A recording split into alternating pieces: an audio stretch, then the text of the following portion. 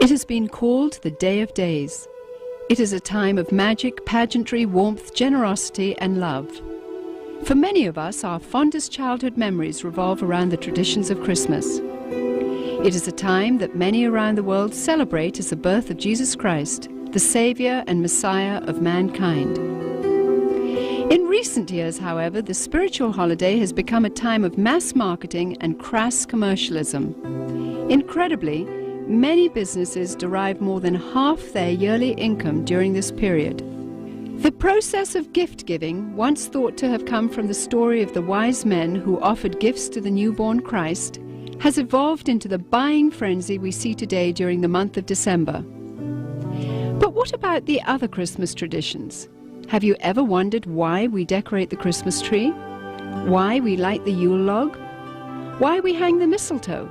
And why we teach our children to believe in Santa Claus? In the next hour, you will discover the true origins of Christmas. You may be surprised or even shocked to learn the source of your favorite holiday traditions.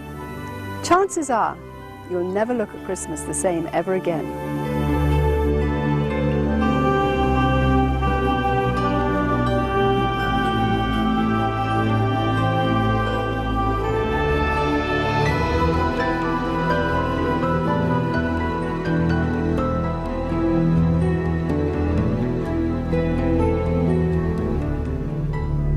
In the Northern Hemisphere during late December, the days are at their shortest lengths and the nights are at their longest. For those of the pagan world, this has always been the greatest time of the year to celebrate and practice the works of darkness. The pagan calendar identifies this period as the winter solstice. It was during the pre-Christian midwinter pagan celebrations of Scandinavia's Norsemen where today's Christmas traditions began. As a means of honoring the pagan sex and fertility god Yule, a 12-day celebration during the month of December was inaugurated. A large single log considered to be a phallic idol was lit on fire and kept burning for 12 days. Animal or human sacrifices were offered in the fire on each of those days. Wild, delirious reveling accompanied the daily sacrifices as drunken participants defiantly strove to make contact with spirits. 1,000 miles away in pre-Christian Rome, celebrants were paying homage to their own gods during the winter solstice. Witchcraft traditions hold that a number of pagan gods were given birth during this period, including Dionysus, Attis, and Baal, chief male god of fertility and licentiousness. Another pagan god from Persia, identified as Mithra, was said to have been born specifically on December 25th. Mithra was the god of the unconquerable sun, the god of the light between heaven and earth, worshipped at that time by an influential Roman cult. His birth symbolized an end to the long nights and a return to the dominance of the sun. During the month-long winter solstice celebration, courts in Rome were closed. Any and all crimes were allowed. Homosexuality, cross-dressing, and uncontrolled debauchery reigned supreme. Rome's order was turned upside down. Even children were allowed to join in the drunken orgies as part of the Juvenalia celebration. By 270 AD, the Roman Emperor Aurelian had made it official, setting aside a 7-day period from December the 17th through the 24th, culminating in an exchange of gifts on December the 25th to celebrate the birth of the sun god. This Roman orgy to end all orgies later became known as Saturnalia, in honor of the god Saturn, the god of excess. Roman soldiers invading Britain brought with them their pagan orgiastic traditions. Upon taking root in England, Saturnalia became known as the Festival of Fools, reigned over by the Lord of Misrule. By the 4th century, the influential government-sanctioned Church of Rome, unable to outlaw the growing number of pagan practices, chose instead to adopt them into their so-called official Christianity. The Church believed this would attract more pagans to their fold. Up until this time, the birthday of Jesus Christ, the Jewish Messiah, had not been celebrated at all. Ignoring scriptures, however, indicating that the birth probably did not occur during the winter, the church nevertheless confused biblical history and made Jesus' birthday coincide with the pagan god Mithra. The birth date of the sun god had now become the birth date of the Son of God. It was hoped that the pagan celebrations of Saturnalia would merge into this new legally sanctioned form of Christianity. The Church's practice of changing the dates of Christian events to coincide with pagan festivals continued, and by the 7th century, Pope Gregory I had ordered Augustine of Canterbury to incorporate any and all pagan practices and customs into the expanding Roman Catholic Church. During the Middle Ages, the debased Mardi Gras atmosphere of what was now known as Christ's Mass had reached a fevered pitch. Common practices included open sex in the streets, rioting, murder, and a number of pagan druidic Halloween rituals. This blood-drenched celebration got so out of hand that by 1652, following the execution of King Charles I, Christ's Mass was finally outlawed in England. A religious reform movement began sweeping the country, led by Puritan Oliver Cromwell. The Puritans took the biblical mandate seriously, which commanded that Christianity remain pure and separate from paganism. Despite their noble efforts, the celebration simply went underground, and by 1656, after only 4 short years under the ban, the public's demand for the legalization of Christ's Mass had become insurmountable. The appointment of Charles II to the throne restored England's monarchy, and with it the celebration of Christ's Mass. The Puritans had lost England, but they held high hopes for the new world. When the first settlers came from England, they were, for the most part, Puritans. They came here for religious freedom. They came here to be free to worship God without a hierarchy and without the corruption of the organized church that they had known before. And when they came with the clear knowledge of the danger of these pagan practices that had become so dear to the hearts of their ancestors. Following England's lead in 1659, the colonies of America had likewise outlawed Christmas. For 200 years, the clergy in New England battled to keep the riotous celebrations honoring the pagan god Saturn from infiltrating the New World. The Reverend Cotton Mather had warned in a Christmas Day sermon in 1712, "Can you in your conscience think that your Holy Saviour is honoured by hard drinking, lewd revelling, and by a mass fit for none but Bacchus or Saturn?" But the public's taste for sin and revelry persisted. In 1828, gang rioting during the Saturnalia-like Christmas celebrations got so bad that cities such as New York were forced to institute a professional police force for the first time in order to control the savagery. Christmas was not only not widely celebrated, in many cases, many places, Christmas celebrations were actually outlawed. And this was because of the attitude of many of the churches who regarded it as primarily as a pagan celebration and as a reproach to the Lord. By the mid-19th century, American churches were the last remaining holdout in the war against the validation of Christmas. However, they too finally succumbed as a result of the efforts of the American Sunday School Society, who began advocating Christmas programs for children as a method of filling the pews. The Society argued that children could be taught about the birth of Christ through the reenactment of the Nativity. They also offered candy and treats to the children as a means of enticing families into accepting the holiday, despite its notorious history and blatantly pagan roots.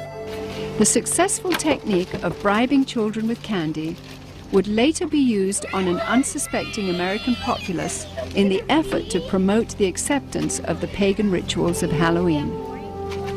However, it was the work of England's most popular writer, Charles Dickens, whose ghostly 1843 book, A Christmas Carol, cemented the Christmas holiday in the hearts of Americans forever.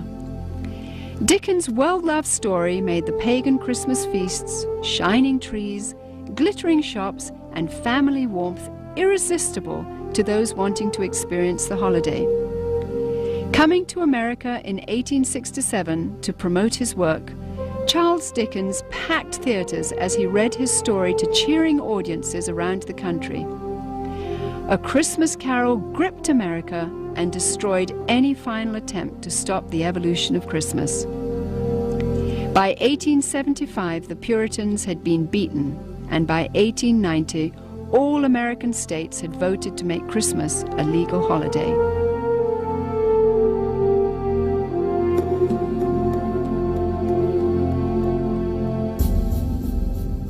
Today's tradition of the Christmas Yule log stems directly from the worship of the pre-Christian Scandinavian fertility god Yule. The burning of this phallic idol is also responsible for the concept of the 12 days of Christmas, which represented the 12 daily sacrifices offered up in the Yule log's flames. Another good example of the pagan elements of Christmas is the whole concept of Yule and the Yule log. The very term is derived from a Norse god, Yule, spelled J-U-L. And every year around Christmas time, a huge log was cut down and fashioned into a fertility symbol and then burned for 12 days. And on each successive day, a new sacrifice to the god Yule was performed in the fire, and a new sacrificial victim was burned to death. Sometimes, but not always, these sacrificial victims were human beings. And the whole notion of the 12 days of Christmas also comes to us from this Norse pagan tradition. In an attempt to blur the origins of this horrific ritual, the Church of Rome placed the first day of the Mass of Christ on December 25th and the 12th day on January the 6th. Despite no scriptural references for January the 6th, it was selected as the day the wise men supposedly arrived to offer gifts to the newborn Christ. This day then has become known as Epiphany. During the Dark Ages, the European custom of putting an oil-lighted wick lamp in the windows during the 12 days of Christmas signified to neighbors that the occupants were participating in the pagan worship of the phallic idol Yule. In today's commercialism, this is where we get the tradition of decorating our houses with Christmas lights. The Yule log custom was originally brought over to America by Scandinavian immigrants during the 1600s. And despite attempts to ban the tradition, it has stayed with us to this very day. Today, when we wish someone Yuletide greetings, we are in a sense invoking the power of the fertility god Yule upon that person.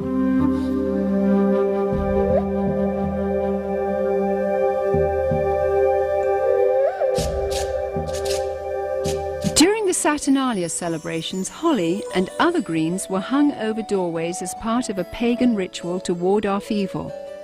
To deck the halls with boughs of holly was to acknowledge the powers of the nature gods. According to Wiccan rituals, placing holly or other greens in the shape of a circle or wreath accentuated its magical power. Similarly, mistletoe, when used in the casting of Wiccan or Druidic spells, could render a woman helpless and open to sexual exploitation. This is where we get our custom of hanging mistletoe in doorways today, and if a woman is caught underneath, she may be kissed and must not resist. The fir tree, the mistletoe, all of these things typically come from overtly pagan traditions, typically from Northern Europe, German, Norse, and English. Likewise, evergreen trees have always represented sex and fertility in pagan cultures. During the winter solstice, trees would be chopped down, brought inside, set up, and decorated as idols for worship. The Christmas tree was regarded as a sacred tree. The pagans of Northern Europe typically worshipped trees. They regarded trees and groves as sacred. So the bringing of the tree into the house would be a way of bringing this supernatural source of blessing into your home. That was the whole idea, that there were spirits who resided in the trees. In the Middle Ages, the tradition of the winter solstice Christmas tree primarily took root in Germany. During his reign, King George I, himself of German extraction, brought the custom to Victorian England. German immigrants settling in Pennsylvania did the same in America during the early 1800s. In 1848, the London Illustrated News published this famous engraving depicting Queen Victoria and her royal family beside a decorated Christmas tree. And within a few years, nearly every English household had their own tree in allegiance to the monarchy. By 1900, the U.S. Forest Service estimated that at least 1 in 5 homes in America had adopted the Christmas tree tradition.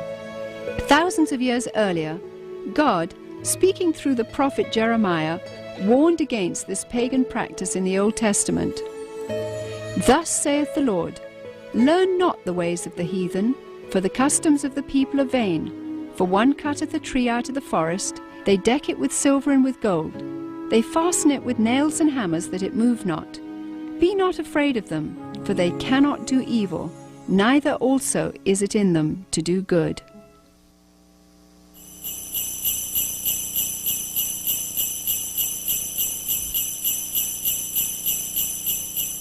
Santa Claus is another good example of a pagan element of Christmas. Santa Claus, as we know him today, is an amalgamation of several different traditions, but in most cultures throughout the world, you will find the existence of what is known as hearth gods, gods who guard the hearth and the chimney and keep the fires burning and make sure the food cooks properly and the people are warm and what have you. And at a certain time of year, in the middle of winter, typically, the hearth god dressed in red will come down the chimney to reward those who have pleased him during the course of the previous year and to lay curses or hexes or other forms of punishment upon people who have displeased him.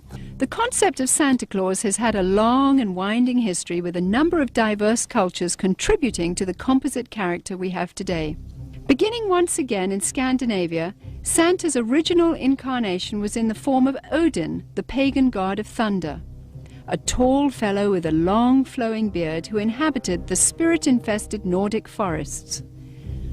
Odin would travel the sky during the winter solstice, deciding who would die and who would prosper. Most believers were frightened of this particular time of year. In England, Odin eventually evolved into Father Christmas, who, crowned with sprigs of holly, traveled the countryside getting roaring drunk as part of the Festival of Fools celebration. Frequently, he would be accompanied by a horned goat, ironically the biblical symbol of those who reject the salvation of Jesus Christ.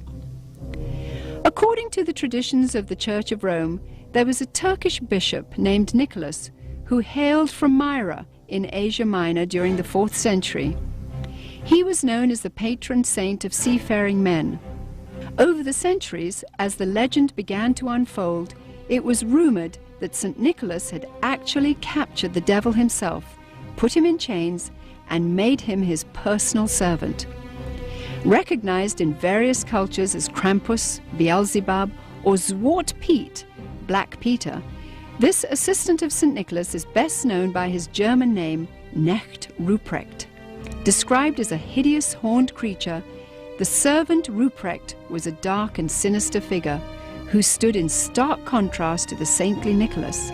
Somehow, Father Christmas's companion, the horned goat, had metamorphosized into the foreboding horned devil called Ruprecht. As St. Nicholas traveled from house to house, inquiring about the behavior of children, Ruprecht would drop candy and gifts down the chimney into the good children's shoes which had been placed there. It was from this story that we get our tradition of hanging stockings on the mantle at Christmas time. If able to recite a verse or demonstrate a skill for St. Nicholas, the child would receive a gift. If unable to remember a verse, or if the child had been bad, he or she would receive a switch or a whip. Ruprecht also carried a large sack which he would frequently use to haul away the really bad boys and girls. As more and more Christian churches began combining the pagan rituals of the winter solstice with the celebration of the birth of Christ, emphasis on St. Nicholas's role began to shift. Some cultures began to downplay the role of St. Nicholas, but surprisingly retained Ruprecht. Eventually, Knecht Ruprecht was made the companion and servant to the Christ child himself. In this scenario, the devil is actually given the title Weihnachtsmann, or Santa Claus. 19th century writer Theodor Storm, in his story about Knecht Ruprecht, even goes so far as to describe the switches given to the children by Ruprecht as tools to be used in sadomasochistic rituals. Soon, the image of Ruprecht would fade from the Christmas tradition, but not his sadistic influence. Many of the early depictions of Santa Claus portrayed him not as a jolly gift giver, but of an unfriendly disciplinarian complete with a ready switch or whip. One of the problems with the Christmas gift thing for children is that it really is a religious teaching, a wrong religious teaching, because it teaches them that if they're nice, they get the gifts. If they're naughty, they don't. Or in my case, I was taught that he would leave us a bundle of switches. Isn't that interesting? It's a salvation by my own personal virtue. But there's a second thing wrong with it, and that is that they're going to get those gifts whether they're naughty or nice, because most parents love their children and wouldn't dream of, quote, ruining their Christmas. And they're not going to ruin Christmas. They're going to give those children the gifts anyway. And sooner or later, those thinking children are going to realize, I wasn't very nice, but I got the gift anyway. So it isn't important to be nice. It isn't important to do what is right and avoid what is wrong. German immigrants coming to America during the 1620s tried to influence the New World with the stories of St. Nicholas and his gift-giving companion, Knecht Ruprecht. But somehow the idea just didn't take hold until almost 200 years later. In 1819, America's best-selling author, Washington Irving, used his influence to promote St. Nicholas in a popular Christmas story titled Bracebridge Hall. Consulting Irving's writings, Episcopalian minister Clement Clark Moore penned a decidedly secular tale called A Visit from St. Nicholas in 1822. Later retitled The Night Before Christmas, Moore's poem was based on the tales of German and Dutch immigrants who had come to America. Intended originally only for his own children, Moore's story was published in the Troy Sentinel in New York and became an overnight sensation. Gone were the bishop's remnant of St. Nicholas. He was now a jolly old elf imbued with supernatural powers. Moore had also replaced Nicholas's companion, the horned Knecht Ruprecht, with 8 horned magical reindeer. As the popularity of The Night Before Christmas grew, Moore became increasingly concerned that the story's emphasis on the supernatural and its disregard for Christ would reflect poorly on his position as a minister. As a result, he refused to take credit for its creation until the story became so popular that he could no longer resist. 40 years later, illustrator Thomas Nast, political cartoonist for Harper's Weekly, seared the image of Santa Claus into the minds of the world by creating a drawing which combined Moore's jolly old elf with images of St. Nicholas taken from his own native Bavaria. By 1880, Santa was a thoroughly secularized folk hero who had become increasingly irresistible to retailers worldwide. One factor that has contributed to the paganization of Christmas, the complete paganization of Christmas, has been the element of commercialism. It may seem odd to think of it in that context, but remember that Christ himself identified the love of money as a spiritual force in and of itself. And where it comes into play, it has a kind of naturally hostile effect on the gospel and the Christian faith. So the commercialization of Christmas has helped to highlight the pagan elements and to drive the overtly Christian elements further underground. To me, the most obscene thing about Christmas celebrations and customs as we know them is that as a result of these things, Jesus is displaced in the hearts of children by Santa Claus. The love, affection, appreciation, trust, the desire to emulate, these things that they should have in their hearts and minds as growing children for Jesus himself, to whom they owe everything.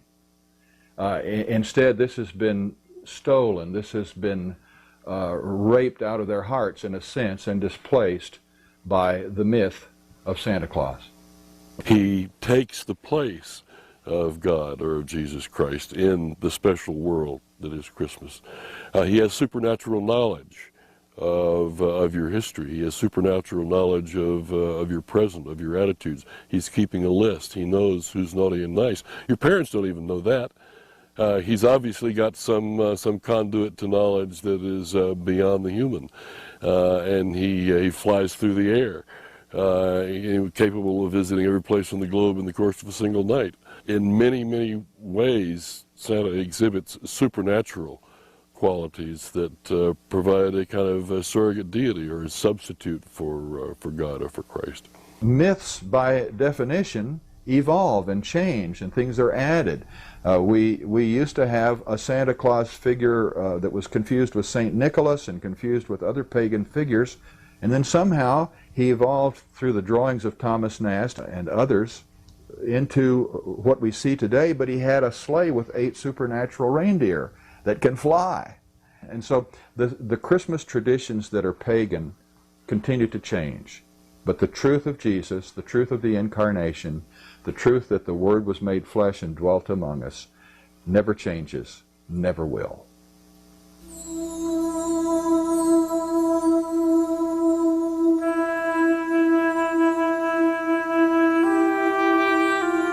Various scriptures in the Bible, including the 2nd chapter of Luke, record the events surrounding the birth of the Messiah.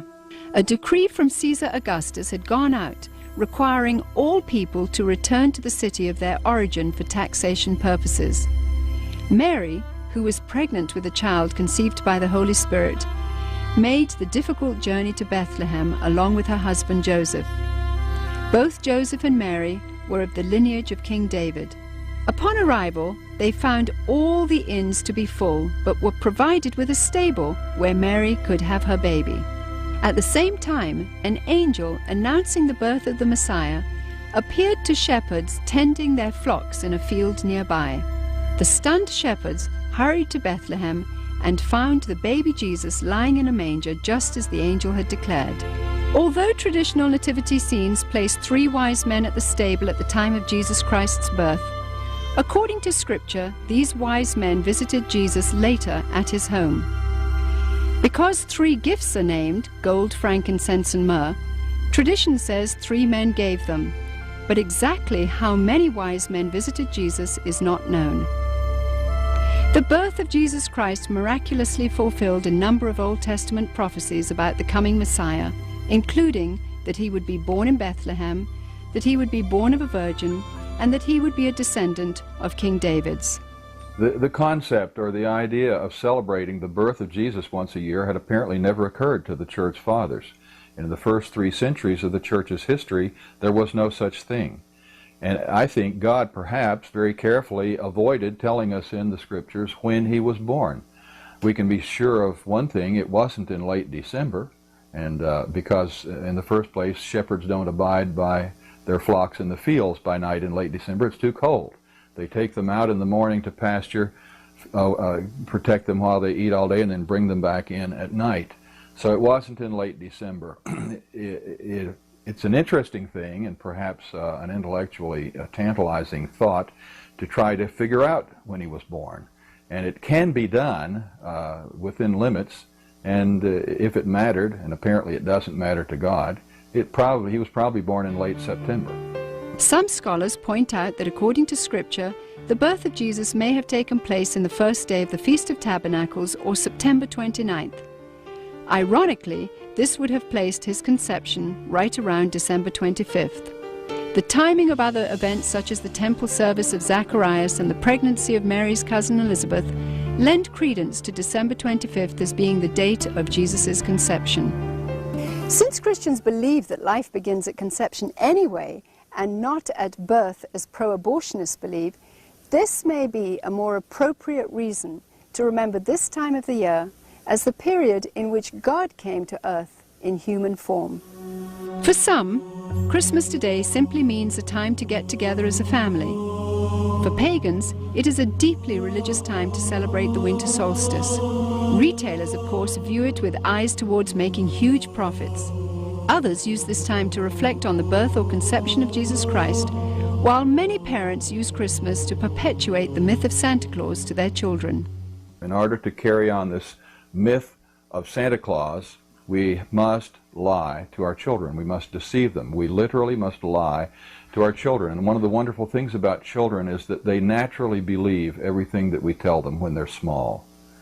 They trust us to tell them the truth. And if we deceive them in this way, it has to be destructive, because at some point in their future lives, they're going to wonder if other things we told them were true. The things we told them about the Lord, were they really true? It plants the seeds of doubt. And anyway, it creates disappointment. It creates disillusionment. To my mind, the question is not so much whether to celebrate Christmas or even how to celebrate Christmas, but to be able to make any decision knowledgeably. Whether you celebrate it or you don't celebrate it, you should know why you're doing so. You should understand what the pagan roots of Christmas are, and with that knowledge, you can discount them or ignore them if you choose to do so. It is not the purpose of this film to tell you which Christmas rituals should and should not be practiced by you and your family. This is between you and the Lord. What Christians should be most concerned about, however, are the growing pagan influences infiltrating every area of our rapidly degenerating society. Recently, we took our cameras to the Nevada desert, where we witnessed 35,000 pagans from around the country participating in a week-long celebration of sex, drugs, and hedonism. Here, everything was permissible and encouraged, except for the adoration of Jesus Christ. In nearly every ritual performed, Christianity was mercilessly mocked and despised. Each year, the numbers of participants continues to grow. Its attraction is expanding worldwide as it recruits through the internet. It is sobering to witness what could be the wave of the future unfolding before our eyes. It is not only permitted in the public schools, in the government schools, to celebrate holidays. It is encouraged and in some instances required. But with this condition, they must be pagan. They must not be Christian. And Christmas time, they are certainly encouraged to put on Christmas programs and Christmas plays. But all references to Jesus, all references to the gospel, all references to the incarnation, all references to God must be omitted. They sing about Santa Claus, they sing about Rudolph the Red-Nosed Reindeer, and God only knows what else they sing about that isn't scriptural. Since the pagan elements in Christmas are so strong, and they provide virtually the entirety of the structure and the content of the holiday, there is no Christian element in the holiday. Therefore, it becomes the ideal, politically correct, culturally diverse, multicultural holiday for everyone. In the 17th chapter of John, Jesus taught that it was appropriate for his followers to be in the world, but not of the world, meaning that we should be involved in our world so as to have a positive influence, but not become corrupted by it. The mighty Joshua, in challenging his people, said, "Now therefore fear the Lord, and serve him in sincerity and in truth, and put away the other gods which your fathers served. Choose you this day whom ye will serve, but as for me and my house, we will serve the Lord." Rather than setting aside a few days of the year to remember the Lord, Christians should live with a day-by-day, moment-by-moment dedication of their entire lives to Jesus Christ. Then, and only then, will they be able to have victory over pagan influences and to have an impact on society for God the Creator. To those with a heart for evangelism, Christmas time provides a wonderful opportunity to tell others about the true gospel, about God's plan of redemption, and the real purpose for Jesus Christ entering the world.